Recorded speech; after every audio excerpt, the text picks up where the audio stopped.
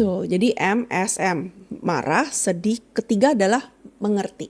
Oke. Proses mengerti bahwa you have to understand.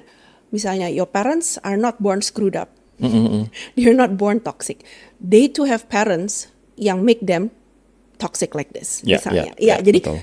kita ini adalah penjelajahan sejarah keluarga, warisan, why they are the way they are, ya kan? Apakah terabaikan juga pola pengasuhan terabaikan sama orang tuanya sehingga mereka bisa menjadi seperti ini. Jadi prosesnya biasanya ketika kita mengerti, otomatis langsung jadi kasihan ya ternyata papa juga, kasihan ya ternyata mama juga seperti itu. Nah, di situ dimana empathy will grow. That makes forgiveness nggak perlu di-forgive. You understand bahwa oke, begini toh. Kamu tidak membenarkan bahwa apa yang terjadi itu sehat, tapi kamu sekarang mengerti. Jadi less demanding, less expectation kepada orang tua. Papa harus begini, mama harus begini. Kok toxic? Nah, seperti itu. Nah, makanya dengan mengerti itu sekarang aku kenal dengan istilah everything stops with me, Kak. Yes. Jadi dan bahkan ada pernyataan gini, kalau ayahmu, ini khusus untuk ayah ya, kalau ayahmu nggak main perempuan, nggak suka mabuk-mabukan, nggak judol, tapi kerja, dan di tengah kerja itu dia masih kesusahan untuk memenuhi kebutuhan keluarga, percayalah bahwa dia adalah pria baik yang saat ini belum saja bisa untuk mensejahterakan keluarganya, tapi dia dasarnya adalah orang baik. Aku sampai mengenal istilah itu gitu loh. Ya. Kamu setuju nggak?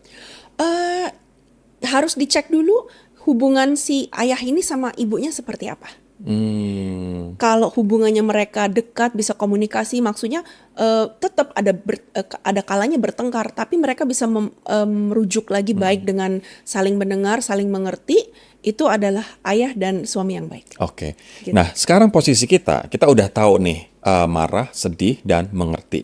Kita pengen jadi cycle breaker. Kita pengen udah trauma dari orang tuaku dulu ke aku, berhenti di aku.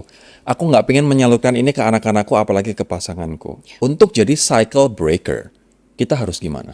Menerima orang tuamu apa adanya, tanpa mengharapkan mereka berubah. That's it. Susah banget loh Exactly, itu. susah-susah gampang bukan? Uh-uh. Because aku di terapi ini dibilangin family constellation ini, katanya a parent has two role. Semua parent di dunia ini tidak ada yang sempurna karena setiap orang tua ada dua peran. Perannya apa? Setiap orang tua ada dua peran, yaitu peran pertama adalah a source of support. Of course, acceptable. The second part yang pertama triggering banget adalah they are a source of trauma giver. Balance. Jadi a source of support and trauma giver.